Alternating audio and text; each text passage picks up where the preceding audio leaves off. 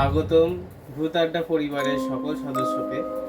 আজ রবিবার, আর রবিবার মানেই ভূত আড্ডার স্পেশাল এপিসোড নিয়ে আমি আর সায়নী চলে এসেছি আপনাদের কাছে। আমাদের লাইফে ঘটা একটা না দুটো আজকে গল্প শোনাবো আমরা। তো শুরু করা যাক। বলে রাখি, আপনারা আমাদের কাছে গল্প পাঠাতে গেলে আপনারা আমাদের ডেসক্রিপশন বক্সে ইনস্টাগ্রাম আইডিতে আমাদের গল্প শেয়ার করতে পারেন।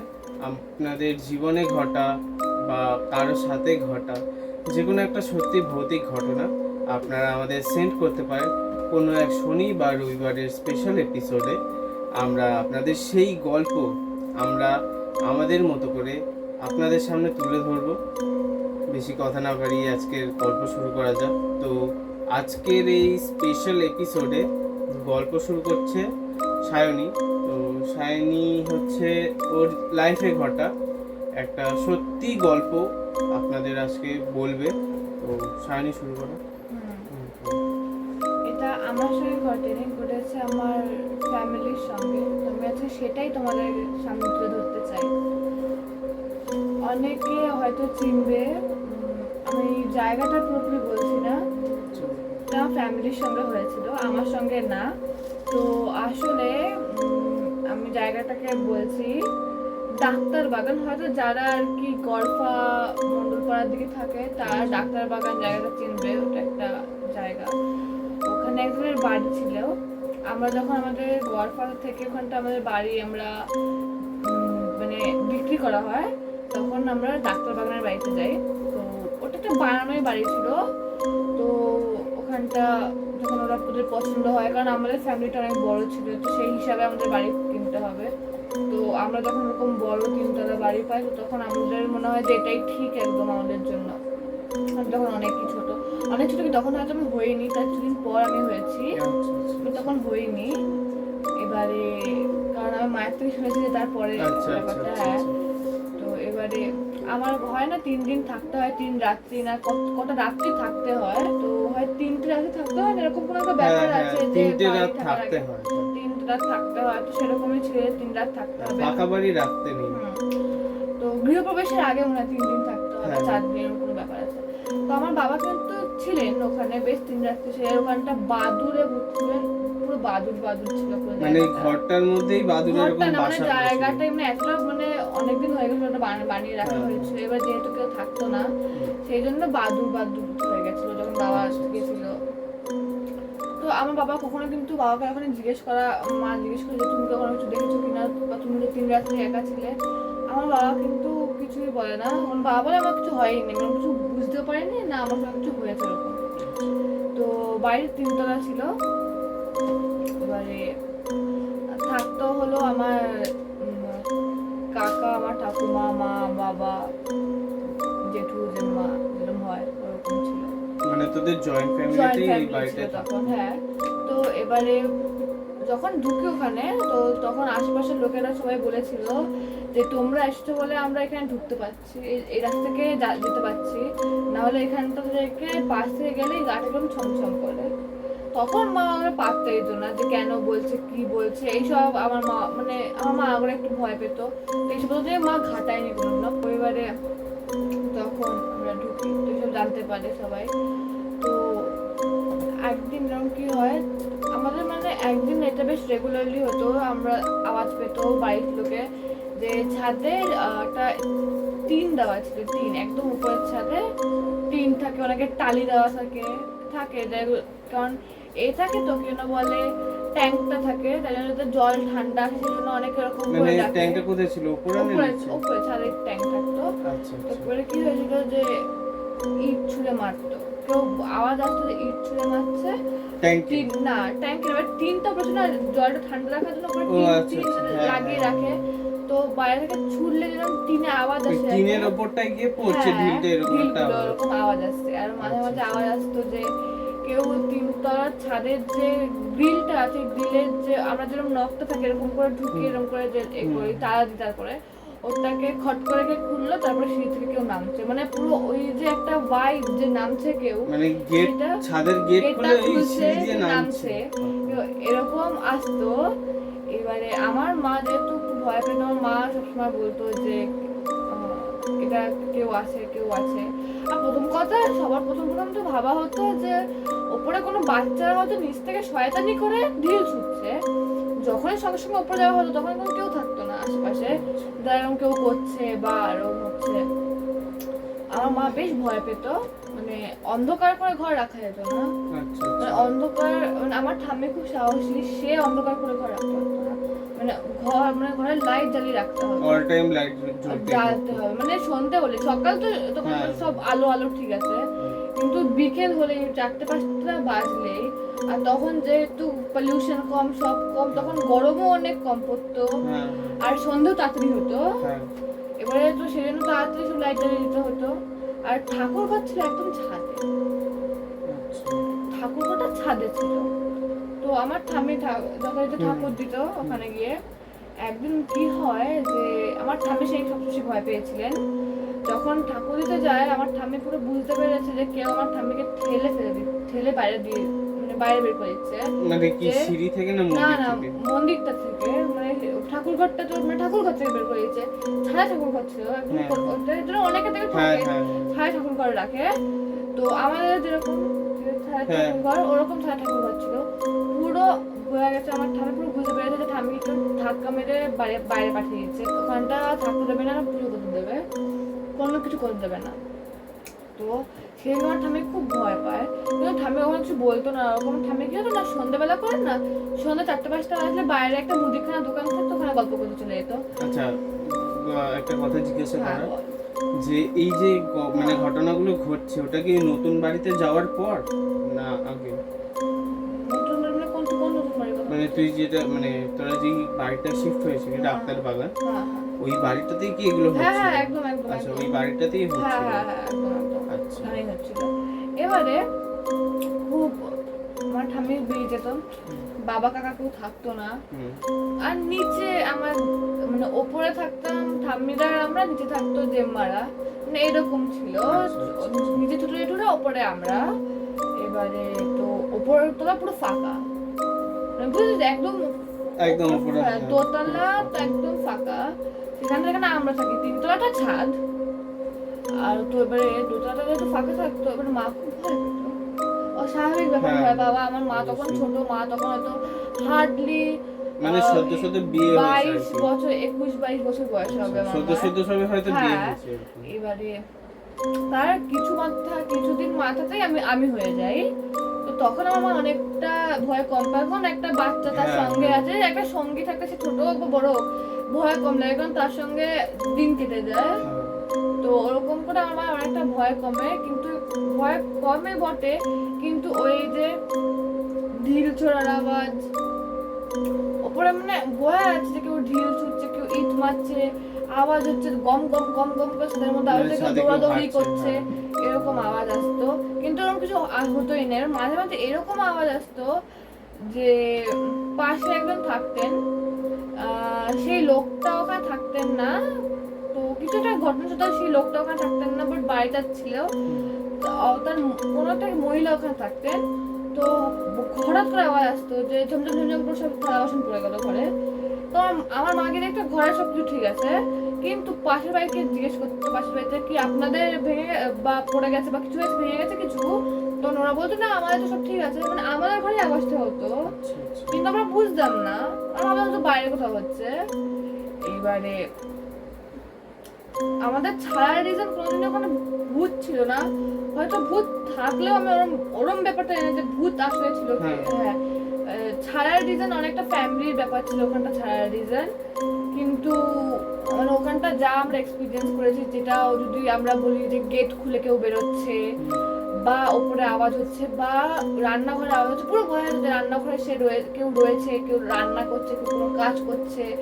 রান্নাঘরে থাকলে, মানে হ্যাঁ, রান্নাঘরে যদি কেউ থাকে বুঝবেন যে হ্যাঁ, তখন একটা লাগে যে কেউ রান্না করছে বা আমরা কাজ ফিল, করছে। আমরা যদি সামনে তাকাই আর আমরা যদি পেছনে যদি কেউ আমাদের দিকে তাকিয়ে থাকে, আমরা ফিল করতে পারি যে কেউ আমাদের দিকে তাকিয়ে আছে। সেটা মানুষ বা যে কেউ হোক আমরা ফিল অবশ্যই করতে পারবো যে কেউ অবশ্যই, তাকিয়ে অবশ্যই। রয়েছে আমাদের দিকে। তো এরকম একটা সিচুয়েশন হয়ে যেত। আমরা যখন মানে ওখানটা হলো আমাদের ক্ষতি করেনি, কিন্তু কারণ আমাদের জাগ্রত মনসা ঠাকুর রয়েছে। হ্যাঁ। আমি আগের পডকাস্টে এই ঘটনাটা বলেছি যে আমাদের খুবই জাগ্রত মনসা ঠাকুর রয়েছে, সেটা এখনো রয়েছে। এখনো পুজো দেওয়া, মনসা বার আসলে পুজো দেওয়া, ভালো করে সব রকম ভাবে সুন্দরভাবে পুজো হয়। মানে যেরকম দুর্গা ঠাকুরের হাইটের অমনি হাইটেরই মনসা ঠাকুর রয়েছে।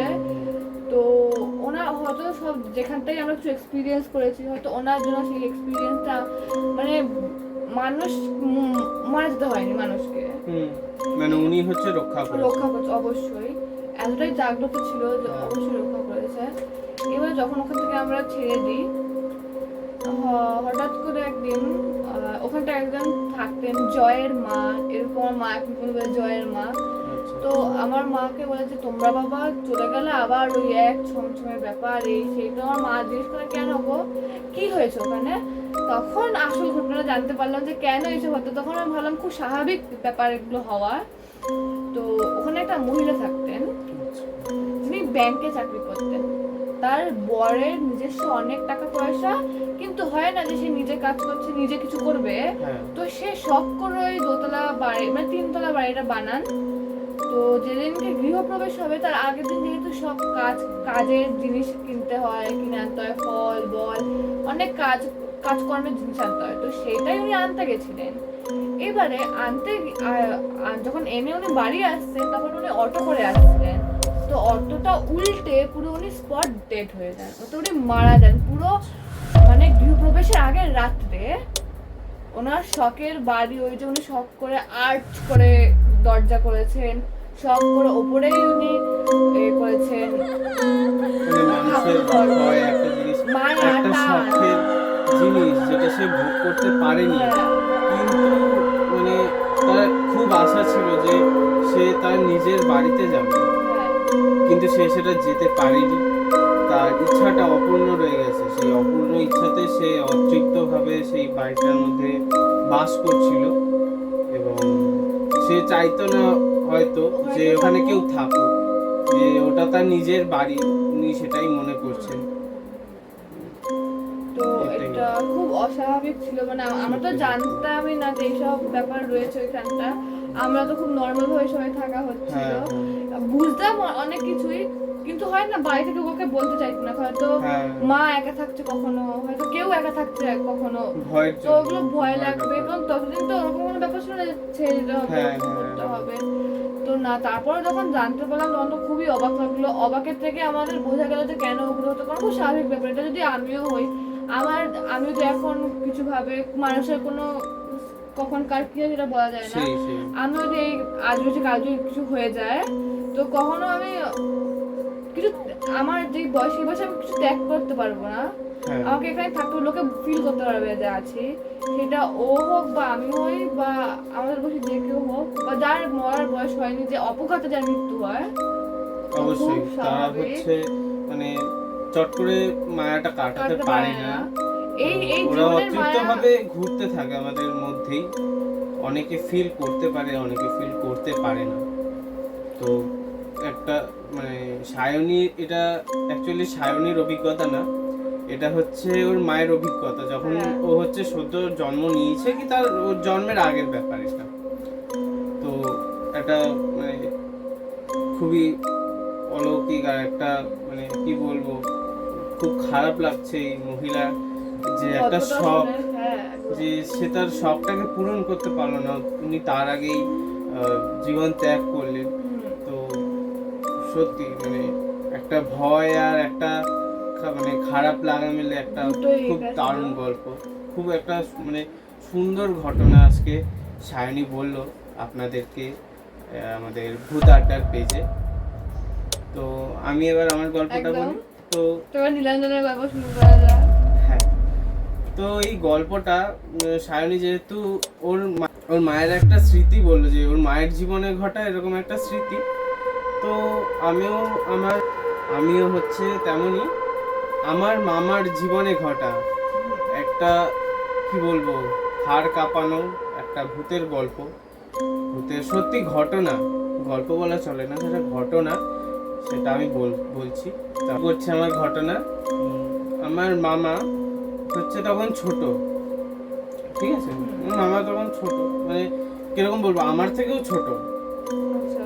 আমার থেকেও ছোট, লাইক 16-17 বছর বয়স হবে, এরকম একটা বয়স ছিল আমার বড় মামার।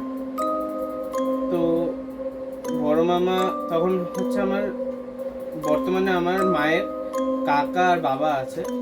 সেই টাইমে আমার দাদুরা ছিল 3 ভাই।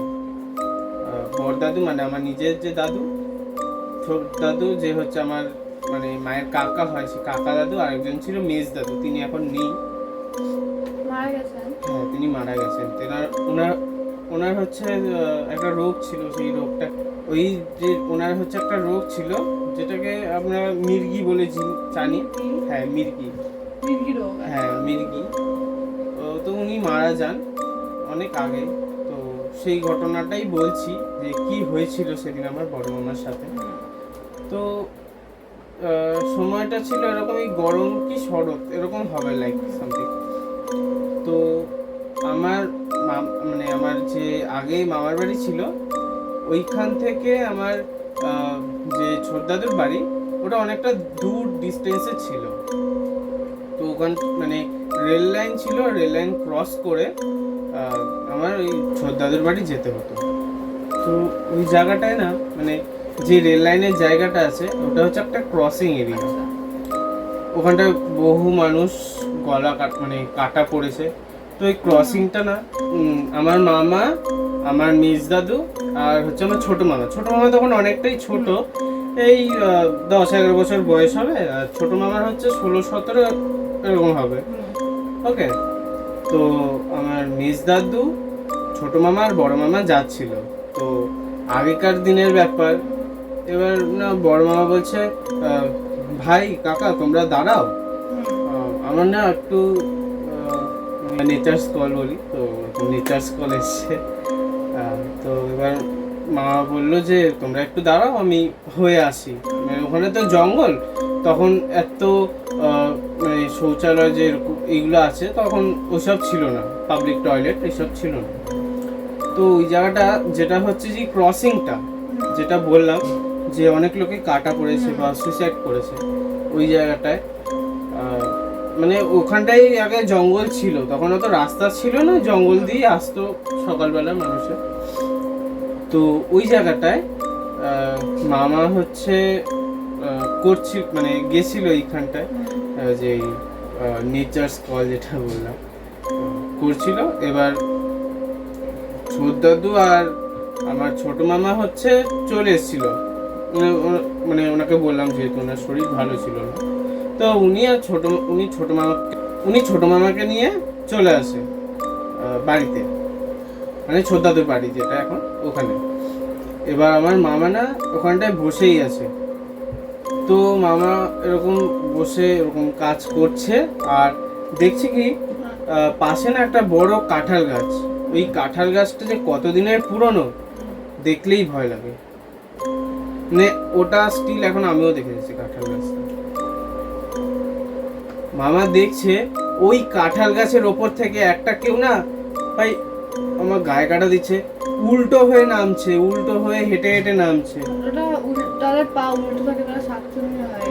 না না না, ওর মাথা নিচে পা উপরে এরকম ওরকম করে নামছে। ওরা তো সব করতেই পারে, মানে ওর পুরো উল্টো হয়ে একটা মানুষ নামছে। আমাদের জন্য খুব অস্বাভাবিক, বাট ওদের জন্য খুব স্বাভাবিক। পুরো দিনের বেলা এই জিনিসটা হচ্ছে, পুরো দিনের বেলা। আমরা একটা কথা বলবো, আমরা ভাবি যে ভূত রাত্রে বেলা করে বেরোয়, কিন্তু ভূত এটা ভুল কথা। সারাদিন থাকে। ভূত যেখানে থেকে মানে এরকম একটা প্রেজেন্সের মানে কিছু কিছু জায়গা থাকে, যে সব জায়গা হচ্ছে ওদের খুব প্রিয়, সেই রকম জায়গা না ওরা সহসা ছাড়তে চায় না, একদম না। সো আমি গল্পে যাই, তো ওই রকম না ওরকম উল্টো হয়ে নেমে আসছে। এবার আমার মামা তো দেখে ভীষণভাবে ভয় পেয়ে গেছে। তো মা বলছে এ কি তুমি কে, ভয় বলছে, কথা বলছে যে তুমি কে। আর ওই মানে যে নেমে আসছিল না একটা বুড়ো ছিল, মানে বুড়ো, যেহেতু একটা বুড়ো ভূত। বলছে তুমি কে, বলছে আমি যেই হই না হই তুই এখানে কি করতে এসেছিস। তো এবার মামা ওই পুরো শকড হয়ে গেছে। তো ভূতটা বলছে মামাকে যে যা দেখেছিস দেখেছিস, কাউকে যদি বলেছিস তোর মানে ভূতেরা আর কি ইয়ে দেয় না যে এই হবে এই হবে সেই হবে, এরকম এক একটা ব্যাপার, মানে এরকম ভাবে বলে যাচ্ছে। বলতে বলতে না ওই কাঁঠাল গাছটার সাথেই ও আবার মিশে গেল। কি করে হয় এগুলো? যে নেমে আসছিল উল্টো ভাবে সে আবার এই কাঁঠাল গাছটার মধ্যেই মিশে গেল। বুঝলাম সেটা। তো মামা তো খুব ভয় পেয়ে এবার দৌড়ে দৌড়ে বাড়ি গেছে। উনি কি বাড়ি থেকে বলেছিলেন? না, ওটা বলছি। এবার এবার যেহেতু যেতে দেরি হয়েছে, তখন প্রায় দুপুর 1টা কি 2টো, যেটাকে আমরা মাঝ দুপুর বা মধ্য দুপুর বলি, ওই টাইম হয়ে গেছিল। এবার সবাই খুব বকাবকি করছে। এবার আমার দাদু হচ্ছে কি খুবই রাগী। So, দাদু খুবই বকাবকি করছে, কিন্তু কেউ জানে না যে কি তার হয়েছিল? সাথে কি হয়েছে, যে সে এত দেরি মানে করেছে? হ্যাঁ মানে এত মানে দেরি করে এসছে। তো এবার না অনেকে মানে সবাই বকাবকি করেছে। এবার মামা না খেতে পারছে না, ওই দিনে খেতে পারছে না। এবার ও ঘুমিয়ে পড়েছে। ঘুমিয়ে যখন বিকেলবেলা উঠেছে তখন মানে কাঁপুনি দেওয়া জ্বর যাকে বলে, হ্যাঁ, এগুলো খুব হয় যখন হ্যাঁ। এরকম প্রেজেন্স মানে কাঁপুনি দেওয়া জ্বর মানে একটা ওই জ্বরটা। তো এবার মামার প্রচন্ড কাঁপুনি দিয়ে জ্বর চলে আসে। এবার বলে রাখি ওই দিনই হচ্ছে আমার বড় মামাকে নিয়ে, আমার যে বড় মা ছিল মানে মামার ঠাকুমা, তিনি চলে আসে আমার দাদুর বাড়িতে, ঠিক আছে, যেখানে আমার মা দিদা দাদু সবাই থাকতো। এবার বড় মার জন্য না ওখানে আলাদা রুম ছিল, মানে উনি প্রায়ই আসতো, এসে থাকতো। তো উনি আর বড় মামা শুয়েছিল, কেননা সবাই বকেছে বড় মামাকে। আর আমার বড় মা হচ্ছে আমার বড় মামাকে খুবই ভালোবাসতো। বড় মাও নেই এখন, উনি মারা গেছে। তো এরকম হয়েছে। এবার শুয়ে আছে, প্রচন্ড কাঁপুনি দিয়ে জ্বর, সারা রাত জ্বর। দিন হয়নি, ওটা সন্ধেই হয়ে গেছিল। সন্ধ্যে থেকে পুরো কাঁপুনি দেওয়া জ্বর, মানে এত টেম্পারেচার সাধারণ একটা মানে সাধারণ জ্বরে কোনো মানুষেরই হতে পারে না, যে এত টেম্পারেচার ছিল আমার মামার শরীরে। তো তখনকার দিনে হচ্ছে কি করতো, একটা ট্রিক করতো ওরা, হাড়ি ফুটো করে একদম লো ফুটো করে মাথার উপরে ইয়ে করে দিত, মানে ঝুলিয়ে দিত, যে ওখান থেকে টুকটুক করে ওই পট্টিতে জলটা পড়ছে। মানে কত যে জল দেওয়া হয়েছে, পুরো জল না পুরো বারান্দা ভেসে গেছে, তবুও মানে জ্বর নামছে না, এত জ্বর। তো এবার আমার মামা না বারবার আমার বড় মাকে বলছে, ঠাকুমা সকাল হয়েছে, ওরকম কাঁপছে আর বলছে কি হয়েছে তোর বল। বলছে না, আগে বলো সকাল হয়েছে কি না। বলছে না, এখনো তো সকাল হয়নি। এরকম বলতে বলতে লাস্ট যখন বলেছিল যে ঠাকুমা এবার কি সকাল হয়েছে, তখন বড়মা বলেছিলেন যে হ্যাঁ এখন 5টা বাজে, সূর্যের আলো তো দেখা যাচ্ছে, সকাল হয়েছে। হ্যাঁ মানে সকাল হয়েছে, পাখি ডাকছে। তখন আমার বড় মামা আমার বড় মাকে বলছে যে জানো এরকম একটা জিনিস দেখলাম আমি। বলে কোথা থেকে এসেছিস তুই? বলছে ওই যে ক্রসিং এর ওই জঙ্গল থেকে। কেন তোর কাকারাও তো এলো, তারা কি করে এলো? বলছে না ঠাকুমা, আমার একটু মানে নেচার কল এসেছিল, তো আমি ওখানে করছিলাম, তো তখন দেখেছি। বলে হায় কি করেছিস? তো সেই জ্বর নামছে না, কোনো মতেই নামছে না সেই জ্বর। তো কি করে হলো ঠিক? তো এবার শোন, এবার আমার দাদু ছোট দাদু সব ডাক্তার ডাকতে যাচ্ছে, কোনো ডাক্তারই নেই। মানে হয়তো কোনো ডাক্তারের কাছে গেল, সে ডাক্তার বলল যে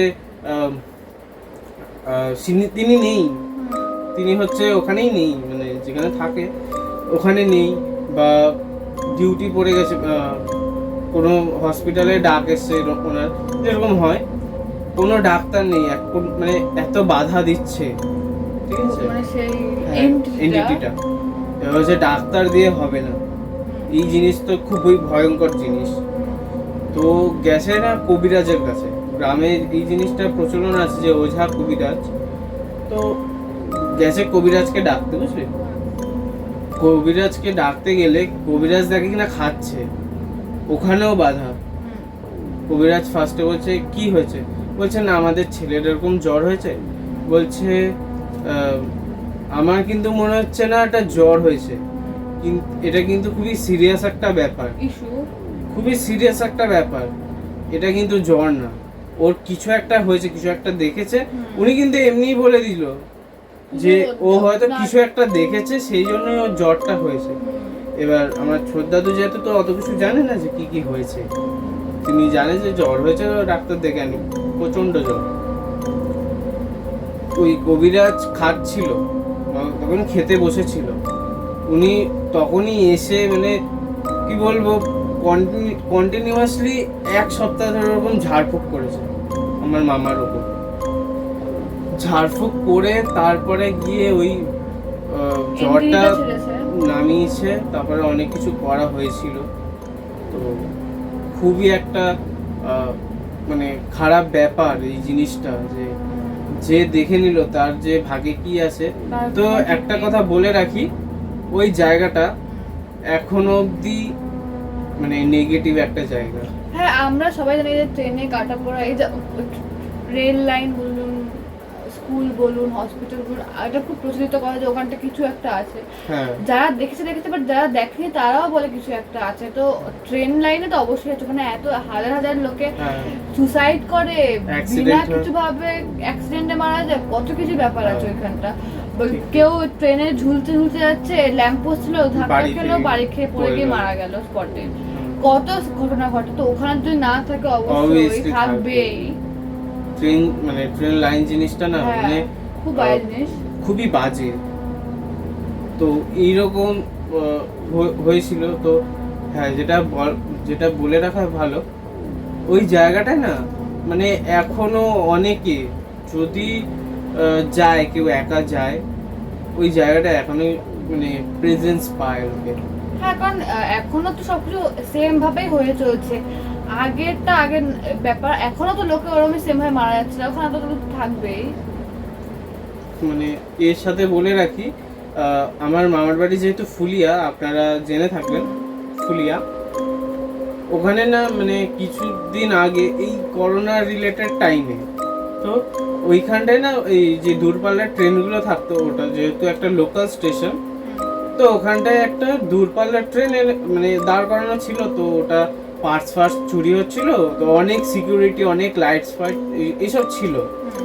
পুলিশ ওখানে গার্ড বসিয়ে দিয়ে গেছিল যাতে আর চুরি ফুটি যেন না হয়, ট্রেনের পার্টস তো দামি দামি পার্টস, ওইগুলো দেখবার জন্য পুলিশ হচ্ছে এরকম মানে অনেক গার্ড বসিয়ে দিয়ে গেছিল যাতে এরকম দেখে রাখে তারা, ঠিক আছে। ওই জায়গাটায় একটা না তাল গাছ আছে, ওই তাল গাছটার নিচে দুটো পুলিশ বসেছিল তখন। বর্তমানে পুলিশটা দেখছে একটা মানে বয়স্ক লোক ওই জায়গাটায় বসে আছে। তো হয় না যে ভিখারি বা এরকম কেউ মানে পথচারী এরকম কেউ ওখানে বসে আছে। তো ওরা দেখছে, খানিক পর না বুড়োটা ওখান থেকে মানে মাঝখানে চলে গেল, মানে গাছটার যে গুড়িটার মাঝখানে গিয়ে আটকে বসে আছে। ওই বুড়ো লোকটা তাল গাছের মাঝখানে গিয়ে আটকে বসে আছে। তারও কিছুক্ষণ পর দেখছে যে বুড়োটা মানে নর্মালি বেয়ে উঠে গেল, যেখানে কিনা নারকেল গাছে উঠতে মানে নর্মাল মানুষ দড়ি ব্যবহার করে, সেখানে সেই বুড়োটা এমনি উঠে যাচ্ছে। হ্যাঁ, সে হচ্ছে এমনি উঠে যাচ্ছে। উঠে এবার যখন সেই বয়স্ক লোকটা ওই পুলিশগুলোর দিকে তাকিয়েছে, ওই দৃশ্য দেখে ওরা যে কি দেখেছিল ওরা আজও বলতে পারে না, মানে আমাদের মানে সবার সামনে এক্সপ্লেন করতে পারে না যে ওরা কি দেখেছিল। কিন্তু ওরা বলে যে ওই বুড়োটা যখনই ওপরে উঠে গেছে, ওপরে উঠে ও না যখন ওর মুখটা দেখিয়েছে, লাইক এরকম দেখিয়েছে, এরকম দেখে চোখগুলো পুরো লাল লাল, মুখটা মানে বেরিয়ে ফ্যাকাশে, আসছে চোখ থেকে। মুখটা পুরো ফ্যাকাশে আর বিচ্ছিরি একটা ভাবে হাসছে। ওই স্টিল জায়গাটা, ওখানকার সবারই দাবি যে ওই জায়গাটায় সত্যি কিছু আছে। ইভেন ওই জায়গাটায় কেউ এখন বাড়ি বানাতেও ভয় পায়, কিন্তু ওই জায়গাটা কিন্তু পুরো ফাঁকা একটা মাঠের মতো। অনেকে অনেক কিছুই দেখেছে ওই জায়গায়। আজকের গল্প একটু থাকবে। এই ছিল আমার মামার আর লাস্টে টুকুনি আমার একটা অভিজ্ঞতা, আমার শোনা একটা অভিজ্ঞতা। এই গল্প আমরা আপনাদের শোনালাম, জানি না কেমন হয়েছে। নিজেদের ভাই বোন বলে আপনারা আমাদের ক্ষমা করবেন, আর ভিডিওটা ভালো লাগলে লাইক, কমেন্ট, শেয়ার এবং সাবস্ক্রাইব অবশ্যই করে দেবেন। তো আজকের গল্প এতটুকুই। আবার সামনের শনিবার আসছি আপনাদের জন্য নতুন একটা গল্প নিয়ে, ভূত আড্ডার পেজে। ততদিন সুস্থ থাকুন, ভালো থাকুন এবং ভূতারটাকে সাপোর্ট করে যান। ভূত আড্ডাকে অবশ্যই সাপোর্ট করুন। এবং আপনাদের যদি কোনো এরকম ভৌতিক বা ভয়ঙ্কর কোনো ঘটনা জানা থাকে, তবে সেটা আমাদের সাথে শেয়ার করুন। আমরাও চেষ্টা করব আপনাদের গল্পগুলো আমরা আপনাদের সামনে তুলে ধরতে। পুরো ইউটিউবে আমাদের যত ভূত আড্ডা পরিবারের যত বন্ধু আছে, সকলের সামনে আমরা চেষ্টা করব আপনাদের সেই গল্পটাকে তুলে ধরতে। তো আজকের গল্প এতটুকুই। আবার দেখা হচ্ছে পরের শনিবার নতুন কোনো এক এপিসোড নিয়ে, এক ভয়ের হাড় হিম করা ভূতের গল্প নিয়ে। তো দেখতে থাকুন, সাথে থাকুন ভূত আড্ডা।